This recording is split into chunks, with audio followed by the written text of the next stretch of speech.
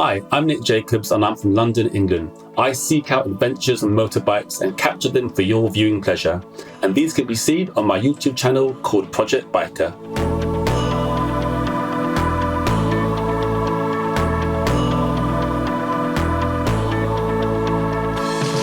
Welcome back to the podcast. My name's Simon Josie and thank you for listening. We've all done it. We've all lost countless hours going down a YouTube rabbit hole, watching one video after another, losing all track of time, and emerging only when hunger, thirst, or some other bodily function demands our attention.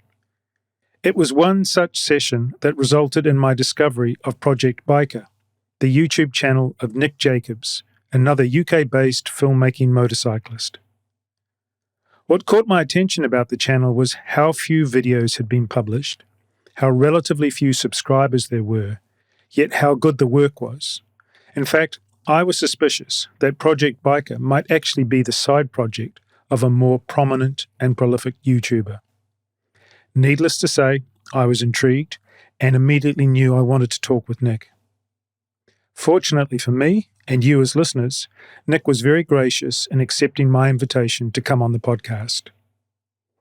Before we get to my chat with Nick, I'd like to invite you, as always, if you have the time and inclination, to consider rating or liking the podcast in your favourite podcast app or on YouTube. This will help other listeners find the podcast. I post on multiple social media channels whenever new episodes of the podcast drop, so please do repost, reskeet, and retweet to help get the word out there about the podcast. Links to the podcast's socials can now be found in the episode notes. Righto then. Please now enjoy my discussion with Nick.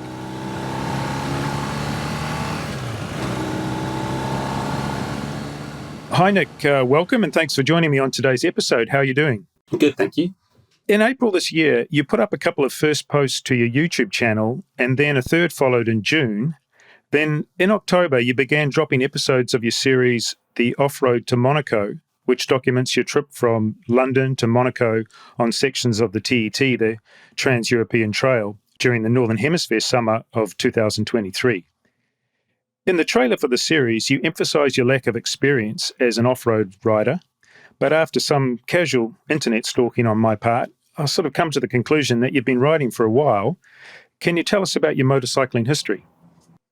Sure. I'm now wondering what your stalking was and what you found out about me. So I guess I first got onto a bike when I was living in China many years ago, and I flew over to Cambodia with a friend. We rented out, I guess what would be COF 250s, but they were called a Honda Reggae, I think. And we, without a license, very, very stupidly, without the right gear, only with a helmet that was rented, so it could have had a crack somewhere in it. We rode from Phnom Penh down to Sihanoukville, which I think is about 250 kilometers, and back. And then when we got to the beach, my friend said, "I'm done. That was dangerous. I'm going to relax here." And I said, "No, I want more." And I went off on my own, and I traveled into the jungle, got a bit lost, had a moment where I had ants crawling up my leg. My water was finished. I had no phone signal. Had a bit of a moment, and escaped, survived it, and thought, okay, well, that didn't kill me. What's next? So when I came back to London, I wanted to do things properly and go through the right licenses and the right courses and get trained up, knowing that I'm a little bit reckless and can be a bit adventurous. So I think, knowing that about me, I should probably seek out advice and go through things carefully. So I got myself a what are they called now? They changed their name recently, but it's the 125 from Honda. I forget the name. And I got that and I rode that to work every day for 2 years.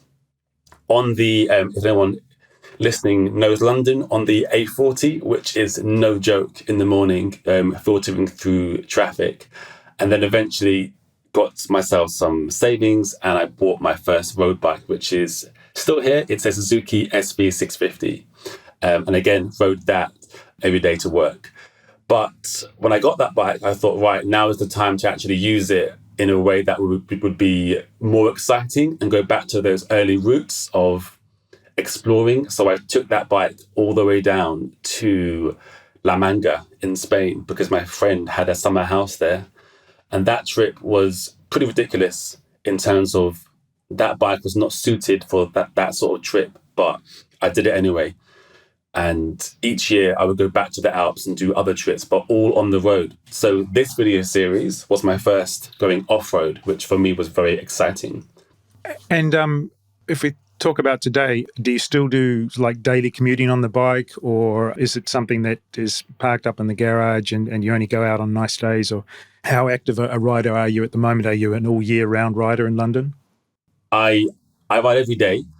If there's ice, I still go out because I think, luckily for me, I'm not going on country roads. So if I was living out in the sticks more, I think it's much more dangerous. But the roads that I'm going on, if there are any dangers of black ice, I know the spots to avoid and I go them every day. But mostly they've already been gritted and ridden on. But yeah, all year round, I commute every day because the traffic in London is crazy. So that, yeah, my commute is cut down by more than half. And what about the filmmaking? When did that start? Had you done any serious filmmaking before you got into motorcycling, or before you started your YouTube channel? Yeah, I had. Nothing ever serious or corporate, but I've always been interested in it. I've always played around with things, various softwares, various apps. I believe I used Final Cut Pro or Final Cut Express. I remember there was an app on the iPad which made trailers, which was really, really fun to use, like nice and quick. It's always been something that interests me. I think what I find most interesting about making videos is there's that moment when you have an image or a video, a moving image, and then you find the right music for it. And that moment when those two things connect and you're like, yes, this is the one that, there are 10 different songs that could match that video, but this song matches the feeling that I'm getting watching this video. And that moment for me has always been really, really exciting. I'm someone who's quite creative. I write stories and so on. So the idea of making movies is just like writing the story, but you can see it. So I've always been interested, but it's never been something that I've taken seriously until recently. And what made you want to try the off-roading and to actually base your first major series on YouTube on something that you actually had no experience in? I guess for me, there needs to be some level of ridiculousness, I guess is a phrase I could use, or some level of risk for me to find the adventure exciting. I feel every trip that I've done, that first trip that I did to La Manga, there was absolute struggle on that trip. There were times when I was absolutely battered and bruised and tired and wondering what I was doing. But the moment of getting there was an achievement that has stayed with me. And it's something that I talk about. And I have forgotten the hard parts, but that moment of arriving to the beach, my friend was there and just running straight into the waves, that was exciting. So the spark for going off-road, I believe, was when I discovered a video by, I think it's Adam Riemann, I forget his name. And he had a video where he went to Norway and picked up a bike that he named the Warhorse. And it was an old Africa Twin 750 that he found covered in dust in a garage. And he bought it, did it up, and then rode it to the top of Europe. And then found that when he got there, he couldn't part with it. And so decided to ride it back down Europe to London and then ship it back to Australia, where he's from.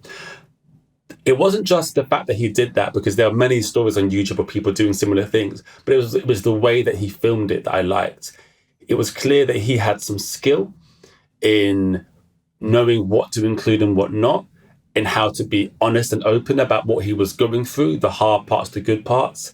He didn't seem to come across as trying to project an image of himself that was fake. He was just telling it like it was.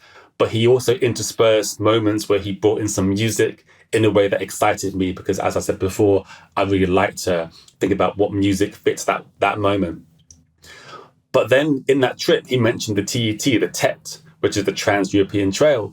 And I thought, well, what is this thing? And so I researched it. And as soon as I went to that website where they have all the maps and so on, I was hooked. I thought, this is something that I can get in with. And so I began to research it. And as I mentioned in that trailer, I began to research the gear, the bikes, the routes, not because I was planning to go, just, what's it like? And then, of course, that leads to other things. And then suddenly I was there buying a bike. And then suddenly I was there on the motorway going into Europe. Certainly, that's what I've picked up, because I've watched all the episodes that have been released to date, and sort of themes of vulnerability and adversity, overcoming adversity, overcoming failure, loneliness on the road. You were very open about that, and it did strike me that you've been very deliberate about that.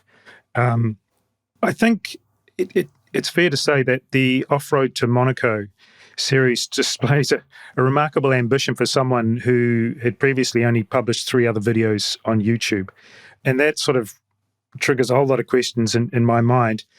How did you initially conceive of the idea for the series, to take the TET down to Monaco?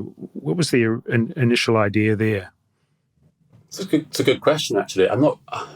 It's hard to think exactly what sparked it, because there were so many different things that happened. It sort of snowballed, it snowballed from just looking around, from thinking about what's possible. I think I came across, I'm not sure if you heard of them, the Lightweight Adventurers.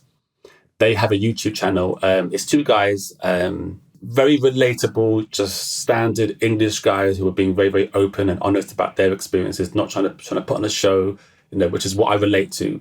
And they did a video series where they went down to the Tabernas Desert in Spain. And it was very clear that it was their first time doing that sort of thing, and they had no idea what they were doing. They'd had more off-road experience, but going that far was new to them. So that was fun to watch. And they released it as a series. And I guess that made me realize, I could actually just do a series of videos rather than one big long one.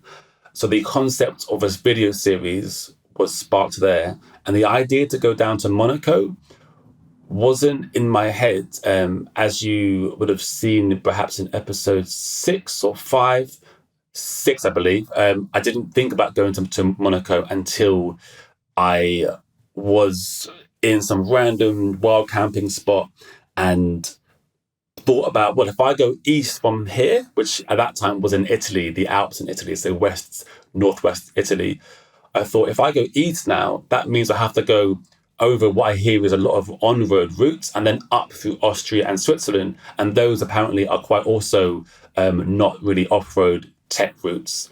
So I thought, well, what else? And then it was funny because I posted, I was about to post on the Facebook group for the tech, and then someone had literally just posted that same question, exactly that same question, which, it's those little coincidences which you just couldn't write that sort of story. And everyone who responded said, go south. So I was like, okay, I'll go south.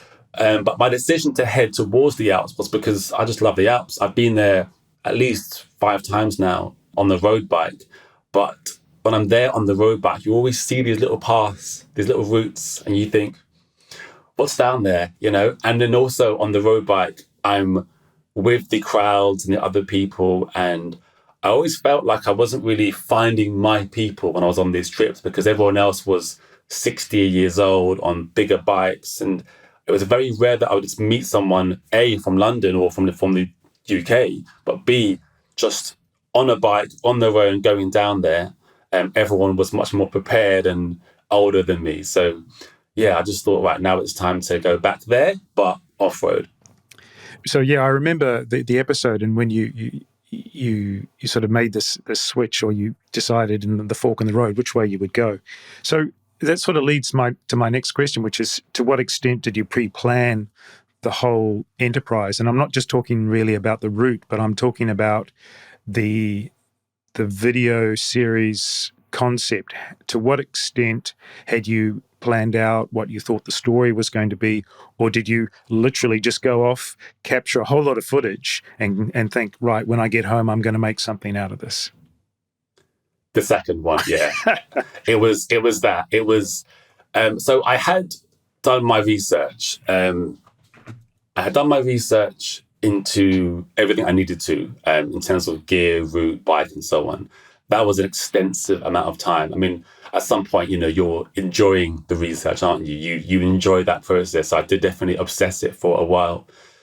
But in terms of the decision making in the filming and the crafting or the sculpting of the series, I knew that I wanted to capture certain types of footage. I knew that I wanted, obviously, to have the helmet cam always on, or as I later found out, on when I knew there was likely something to be shown because of the amount of storage it was taking up. I had my 360 camera with me too, but I used it much less because I was a bit disheartened with the quality that you get from that camera. Although in hindsight, I wish I had recorded much more because it would have been really good to see me more. And then the drone. The drone was a big part of the trip because it's quite hard to do. It's quite hard to pull over, get the drone out, not disturb anyone, and then also try and capture yourself riding on the bike as well. It's quite a challenge, but I figured out a few systems that I can talk through later if you want. But I very much just tried to capture as much as I could. And then I knew that, and I was saying this to my girlfriend, when I go back and I look through the videos, first of all, it's like experiencing the trip for a second time because you're going through everything, and some of the things that happened, you've forgotten and you re-experience them. But also you're chiseling away. It's like having a big chunk of clay and you're just cutting away this part, sculpting what the model should look like, and you're searching for the story. That's what I found. You're searching for the story in the videos. But yeah, it was just very much go out there, film, and then hope that I can make it something good later. Your voiceover narration plays a significant role in the series. Was that always your intention? I think from watching the videos made by Adam Riemann, he utilized the voiceovers a lot, and that was my inspiration for adopting the same style. What I liked was he was able to string things together into a narrative, but might not have thought of saying those things in that moment. And it was similar to the effects that you get. I'm only actually realizing this now that I say this to you. It's similar to the effect that you get when you try to match the video to music. When you add the voiceover, it's also an extra element that just changes the feel of that video moment because you're adding this narrative that the viewers know is being said by this third party voice that just comes over. And it definitely creates this new dynamic. I had planned to record my voice in the helmet, but on the very first day, I realized the cable wasn't working. And I planned to get a new cable, and I kept on searching for one, couldn't find one. And then just gave up and thought, well, I'll piece the narrative together using the voiceover technique. But it was something that was daunting to me to then have to go back and record my voice after. But I feel like I've got a lot better at it as the series has gone on. In terms of writing the narrative, when did that actually start? Did that start when you got back, or were you already, as you were writing, thinking this could be a story, this could be the story, these are the possibilities? I mean, how active were you thinking about that during the trip? Or did it really all happen when you came back? Did you think, I'm not even going to think about it, I'm going to enjoy the ride, take some video, and then when I get back, I'm going to find the story out of what I've shot? I think it was mostly film as much as I can and then worry later. Yeah, it really was. Of course, there were moments when I was conscious that I was recording and I should try and show something or say something here. But most of it was just survival. I was far too busy to try and think about narratives. I was too busy concentrating on the ride, not falling over, and enjoying myself. So letting my mind wander. Perhaps subconsciously I was thinking about the narrative, but it wasn't a conscious thing. I trusted myself that when I came back, I'll be able to find the narrative in these videos. You mentioned that you've done some writing. Did that give you the confidence that you'd be able to find the narrative in the footage? Yeah, perhaps. I think as I was saying before, the story's in there. The story's there. It's happened in the videos. There is a narrative there. So as long as I just experience things as honestly as I can, and capture as much as I possibly can, then it won't be hard because there is a story in there. I just have to find it. And so, yeah, from having previously written things myself and knowing myself that I'm someone who can very happily go back and edit, and dive really deep into something to try and make it flow, I knew that I would be willing to spend that time to search through things. I'm just a little bit interested in what kind of writing you've done, because I find at times, and I think it's almost in your delivery as well with the voiceover, some sequences some sequences of the narration are quite poetic. Is that the kind of writing you've done, or is it more long form fiction writing that you've done previously? So my father was a journalist, so I was always instilled with a bit of an interest in the written word and being concise and omitting needless words, all those classic style things. My own writing, I've enjoyed writing some fiction. I've not really done much with it in terms of getting it out there. I've just enjoyed doing it. I actually wrote one called Biking with Brad, which was kind of a travel comedy about that trip that I mentioned before to Cambodia, where we went out there. And so I wrote that into a story that I just shared with my friends, for fun. And I also, while I was in China, I wrote for the local magazine. I did the back page column about life as a foreigner in China. So I've always been interested in trying to weave a narrative or spin a narrative from what's going on. But yeah, it's definitely been more long form. But I would say there's poetry in long form, isn't there? There's, and I mentioned before, I do obsess about things sometimes. So there's those times when I've taken a sentence and really thought, what are the three different ways to write this, and what would be the one that would just flow into the next the best. But yeah, it's something that I've definitely taken an interest in before. I'd like to ask you some questions about the equipment you're using, the audiovisual equipment and your audiovisual capture setup. So you mentioned a chin mount. So can you tell us what cameras you're using and what you use for B-roll, what type of drone you've been using as well? Sure. So the chin-mounted camera that I use is a GoPro, I believe a 9. I bought it for this trip off eBay. I wanted to find the cheapest camera that had 4K. That was it, just 4K, and GoPro have very good stabilizing features. And while some of their cameras have had reliability issues, then the 9 didn't. So that was my one to get. So that was bought. I used a very interesting chin mount I think it's called Django, Dango. It's a very interesting chin mount because it just comes under their helmet and grabs onto the helmet. So it just comes under their helmet and it grabs onto it. And it means that I can very easily put it in, but also take it out, flip it up, and use it for B-roll. So you'll notice that in the series, I film myself taking the shoes off every day. Just because it was a thing that I did on the first day. So I thought, well, I'll just keep on doing it every day and just use that as my sort of transition. But that was what I used there. I just had the same mount that I use in their helmet. I put it on the floor, flipped it up, and I was good to go. So that was my GoPro. I also had my Insta360 X2 with me that I use for some B-roll. There's a few sections in the series, but not as many as I would have liked. In hindsight, I wish I had used it more. And I could have just had it on my handlebars, always filming. So the next time I definitely will do that. It's a great device. And then I had a DJI Mini 3 Pro that I bought in April. That was my drone footage. And what a drone that is. It is fantastic. For audio, as I said before, I did have a microphone in the helmet, but it didn't work. So there was no audio captured.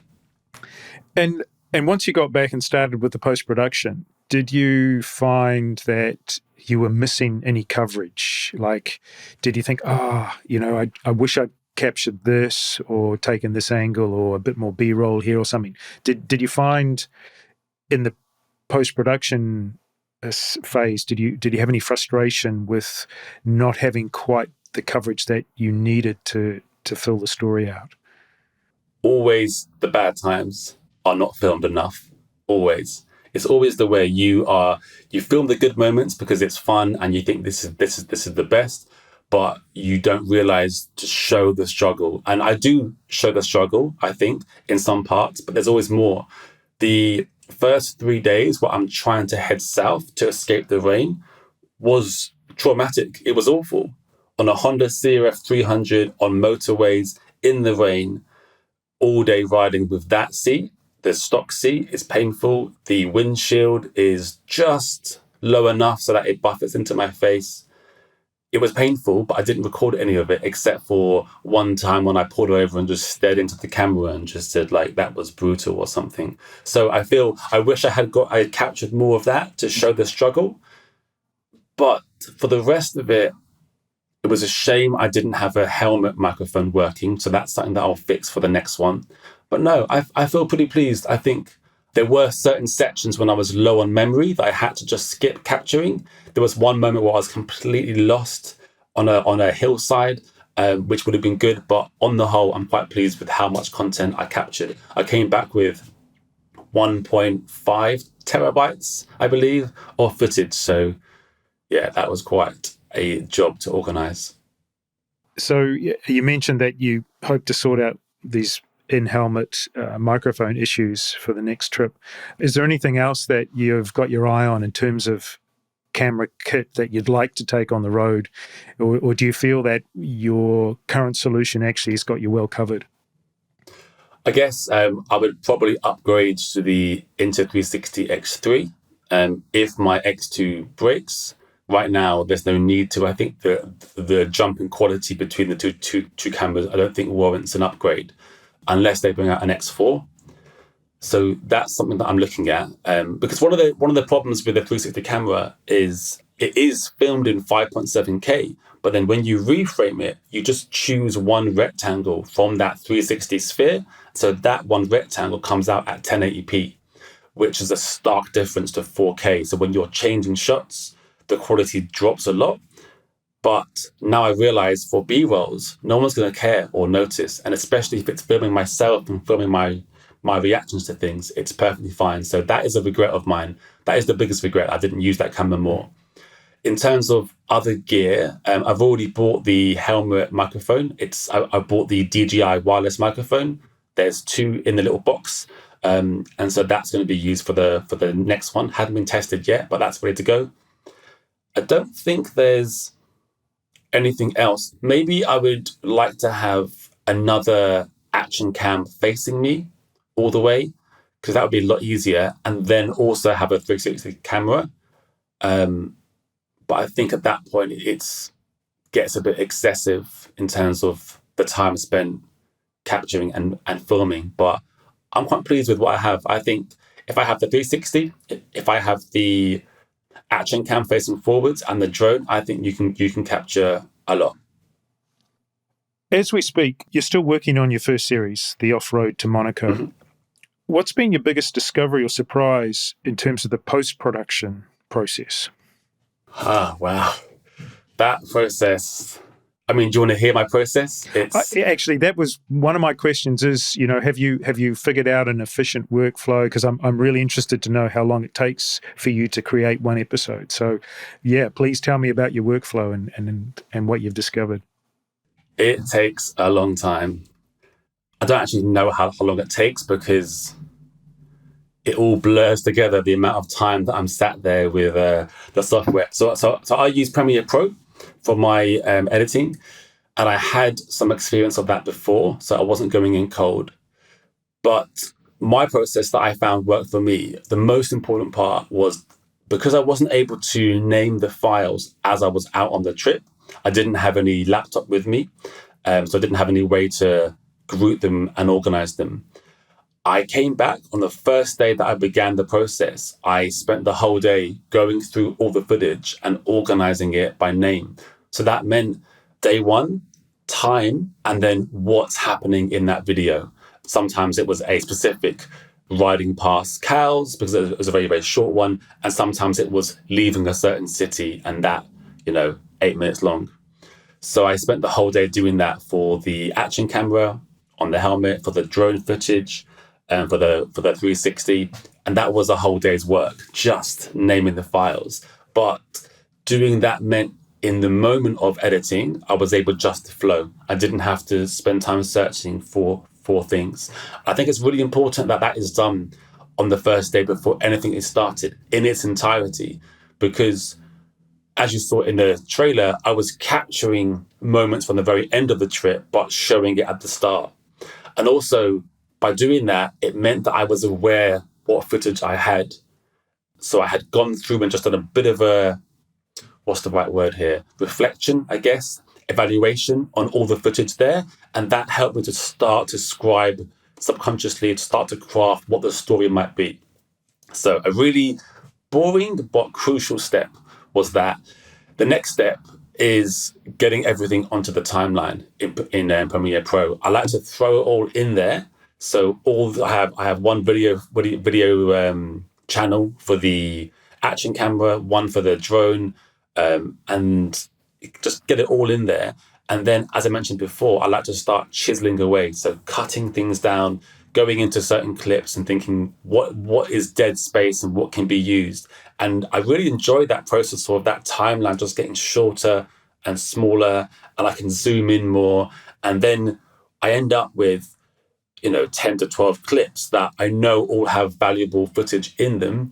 And then it finally comes that moment where I can start to actually make the story, to choose what comes first. But one of the biggest things that I spend my time on is searching for the song. I find that is epic in how much time I spend doing that. That, in fact, was going to be my next question. How do you integrate that into the creative process, the finding the music? And then do you cut to the music, or do you cut first and then try and bring the music to the cut? I mean, how have you been working? I want to mention for listeners, one of the, I think it might have been the second or third video you actually posted to YouTube, which was the 120 shoulder checks in 2 minutes, which I really like. And I think the music is so well paired to the video, or the video is so well paired and cut to the music. What did you do for this series? How did you bring the music in? What's your workflow in terms of the music? Yeah, that video was a beast. I did that video more just because I had that concept of matching a beat to the shoulder checks that I do on the bike. And then once I started, I had to finish it. So it's a fun video. This process, so I currently use Soundstripe, which is a online platform which gives you royalty-free music for a cost, and I pay a monthly subscription. And I get the footage to the point in the timeline where I've only got the valuable footage there. Maybe I've started to piece things together, but usually not. Usually I just know what valuable footage I have. Then I go into Soundstripe and they have a really cool feature called the AI search, where you can type in, find me motorbike videos that are inspiring, but about music that is inspiring. And you have to use the word inspiring, otherwise they'll give you lots of angry music, because apparently motorbikes are angry. And once you do that, I found some really cinematic pieces of music. And what I found is I would play the song, flip to my video software, and just watch different parts of the clips, parts of the footage with that song playing, and see how I felt, see what impact it gave. And then do a different song and try again, different song and try again, different song. And then favorite some songs and build up a bit of a playlist of my favorite songs. And some songs I knew I would use, but not for that video. I was like, no, this is far too epic. This is going to be used later on. But some of them are like, okay, this is a contender. And then finally, once it clicked, and when it clicks, it just seems to fit. Once it clicked, I said, okay, this is the song, download it, throw it into the Premiere Pro software, and then I would match the video footage to the song. The song was the key, I felt. It was the driver. Sometimes there would be video footage that I wanted to get in there and the song wasn't quite long enough. So sometimes I would cut the song up so I could repeat certain sections of it and make it a bit longer or shorter. But in the main, I have the song be the driver. The music is the driver. And I would then zoom in very, very close, and I would cut the clips to the point in the song where the music changes or there's a beat, but have the music be that driving factor. Yeah. Just back to the drone, because you mentioned it earlier, and I wanted to follow up. One thing that I thought was particularly ambitious was the follow me or the tracking footage, particularly when you're riding through forest or forest tracks. And I thought that's ambitious. And I had to ask, how many drones did you lose to the forest, or did you manage to avoid any sort of crashes? I have crashed that drone several times.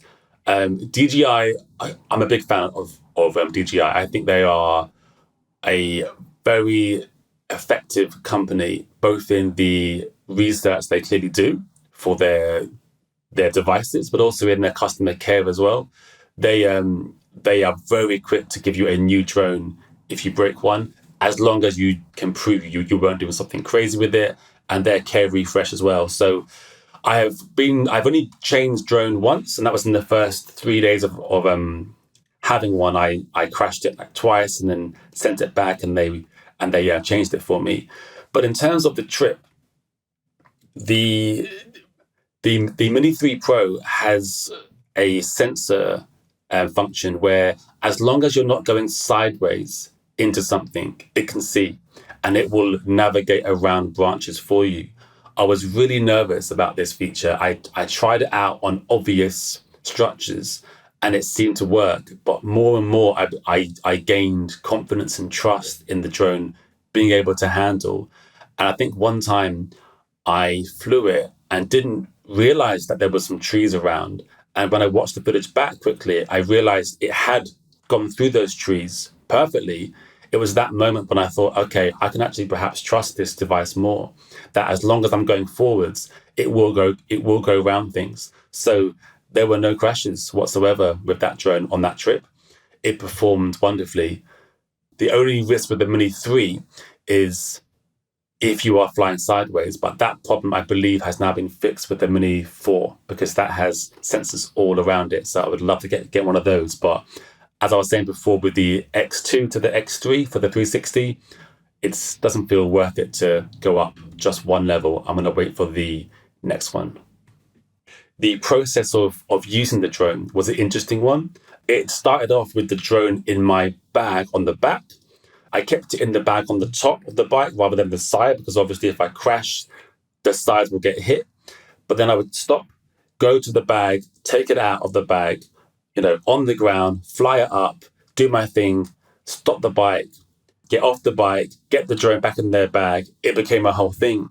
After a while, I realized I could actually just have the drone in my pocket of my jacket, which was some risk, but I had a cover over the camera, over the gimbal. So I would take the drone out from my pocket and I would lean down onto the floor and drop it onto the floor, and then fly it from there, and then lean down again to pick it up again. So that worked fine. And then I realized, and this is the best part, I actually can launch it from my hand. So I would just hold it up, launch it, it would fly off. I would do my thing, and then I would call it back. And with the Mini 3 Pro, and probably most drones, if you then land them, and as it's coming down, you hold them from underneath, you can flip them over, and that will kill all the motors immediately, and it stops. So my whole process of filming the drone footage by the end of the trip was from the bike. I didn't leave the bike at all. Wow, that must have improved productivity substantially, I imagine. Yeah. Absolutely. So I'm doing a new trip soon, which I can tell you about later, but I'm going to have the drone now in a tank bag. Right in front of me. I can just fly it from there. Yeah. So in terms of the overall process, pre-production, shooting, post-production, which part do you most enjoy? Which part is the least enjoyable for you? Least enjoyable, thumbnails. It's not because I don't like making them. That's fun and it's important, making a good thumbnail. But by that point, that moment is after I have exported the video, after spending hours and hours making it, I've uploaded it onto YouTube. I've written the title based on my limited knowledge of what titles would work. And I definitely need to learn more about what works.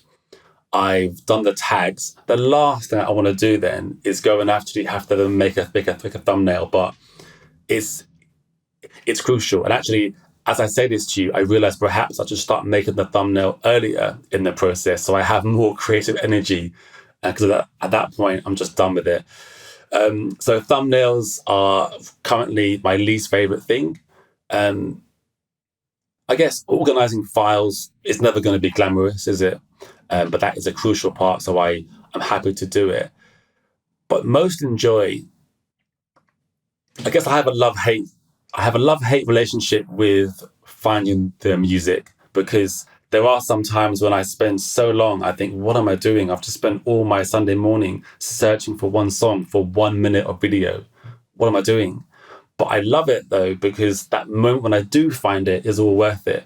It's the same thing with the trip, isn't it? It's that struggle to get there.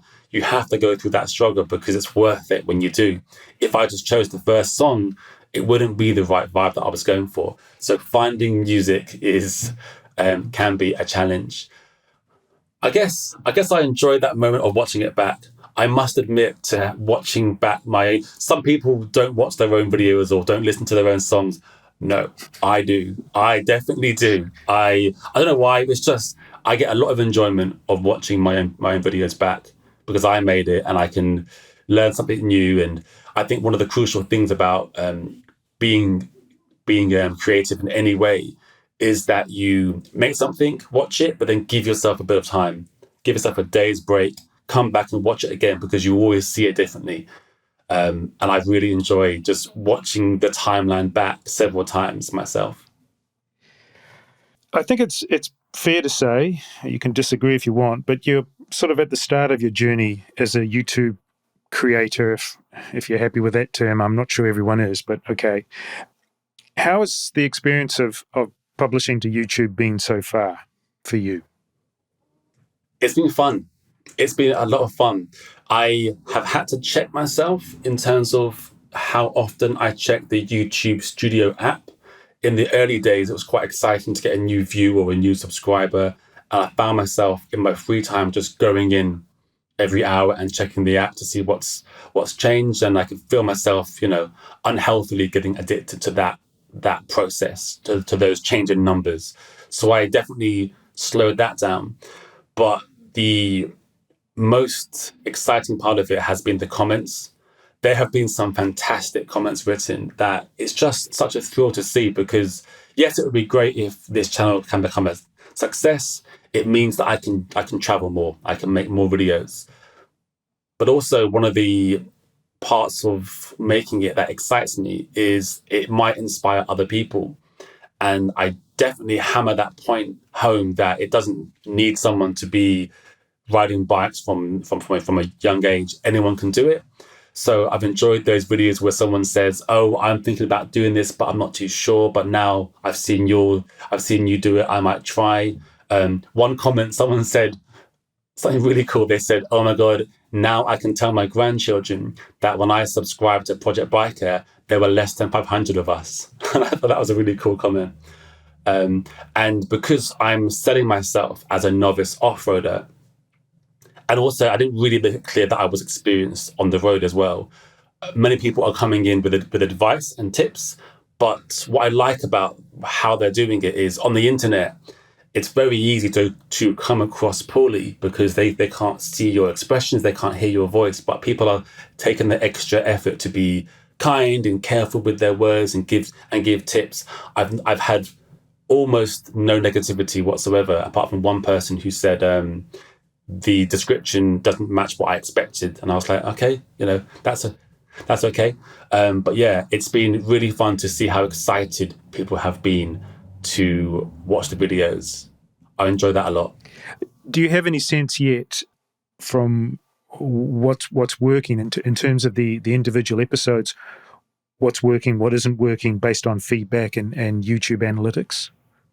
Yeah, some. I think my earlier videos, I was getting too into the cinematic aspects of things. I was enjoying that matching the video to the music too much, I think. And I was making things perhaps a little bit too epic, too visual. Since then, I've learned that it's the narrative that is the key. And also, it's okay to just show some footage of me riding. Before that, I was worried that I couldn't ever do that. I had to have some music or something happening. I couldn't just show riding for a long segment. But I realized people just want to know what it feels like to be on the road. All those sounds, or the engine noise, and have an extended period of weaving through the routes. That was important too. So I began to incorporate more of that as well. And I think if I can next time have the voice in the helmet, I'll be able to do that because I'll be able to speak to people while actually riding too. So that has seemed to be a feature that I've worked on. Yeah. As we speak, you're still doing the post-production on the off-road to Monaco and releasing new episodes.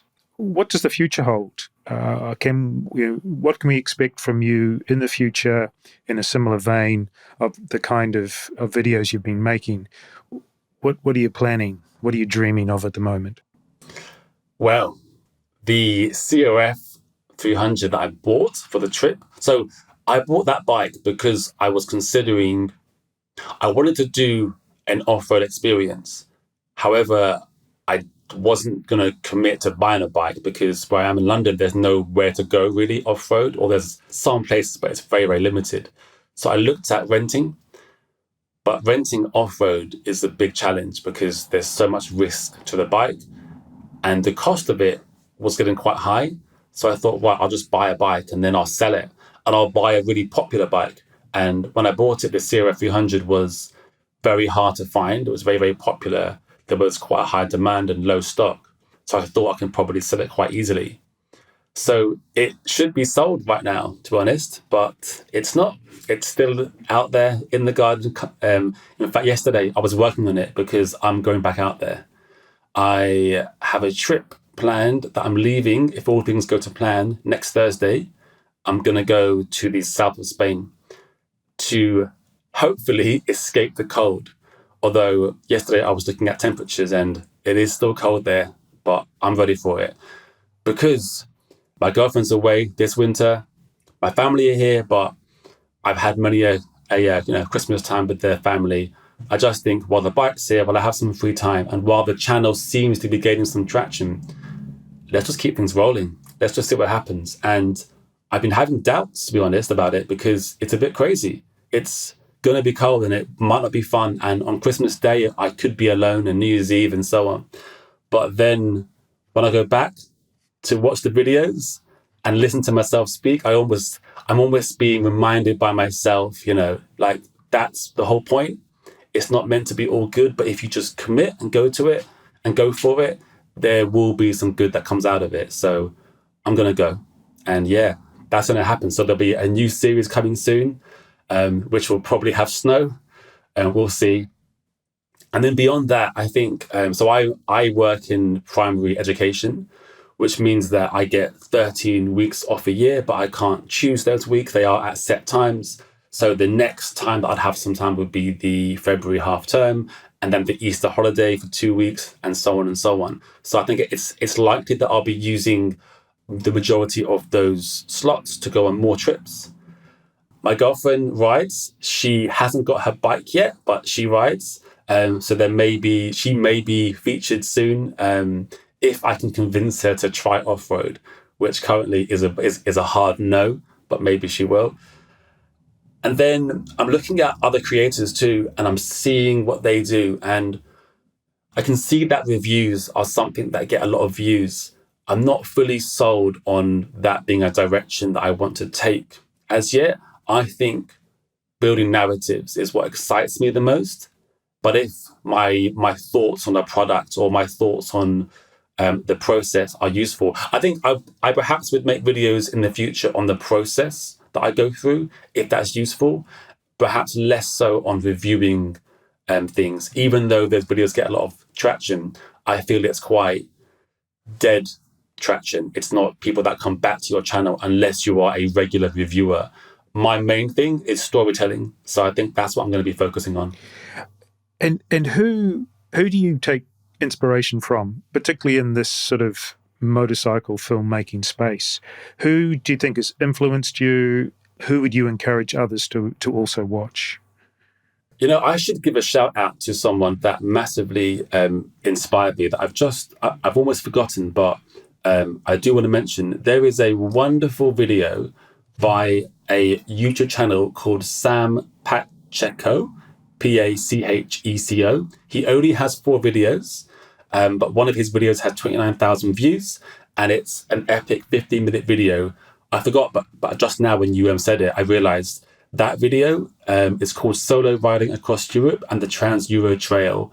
I actually reached out to Sam after I watched it and just said that was amazing, and we had a bit of a chat via email. But that was a big inspiration in terms of he is clearly someone who puts the same amount of time that I put into crafting something powerful. So that's a little quirky one because it's not really a YouTuber. He's only got 4, but it's worth watching that one as a hidden gem on YouTube. And I'm just having a look now actually at my subscriptions and just seeing who I go to the most.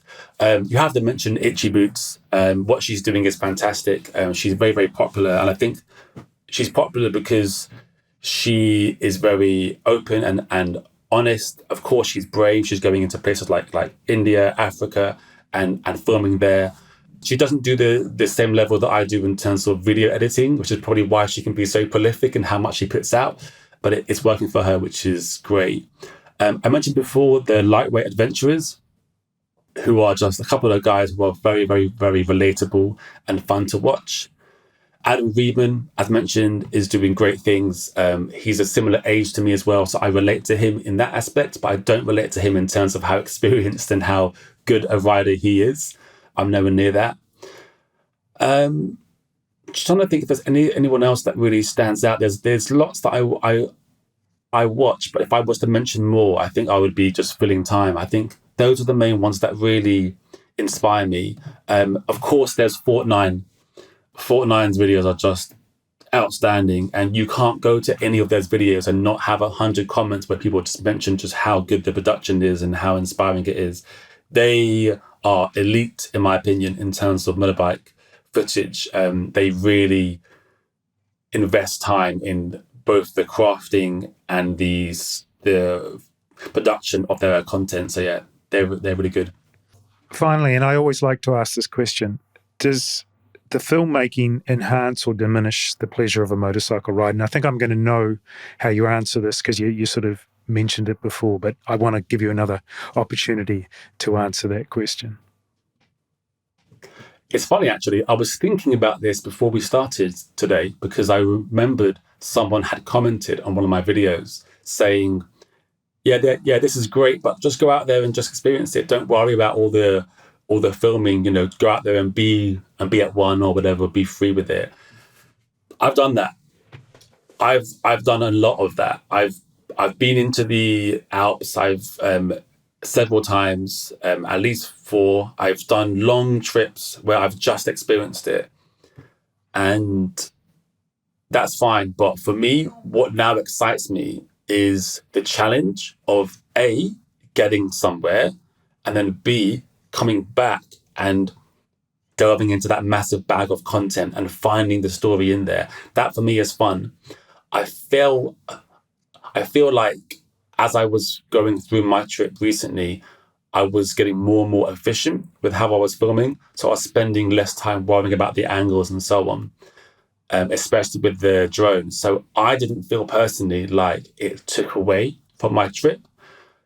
It only delayed my trip. It only meant that I spent more time each day and covered less distance because I would stop more often.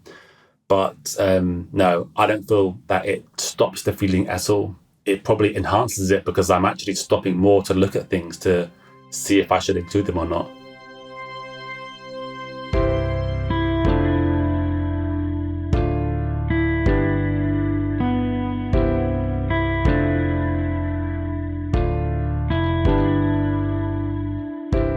Thanks for being my guest today, Nick. Other than your YouTube channel, is there anywhere else people can find you online?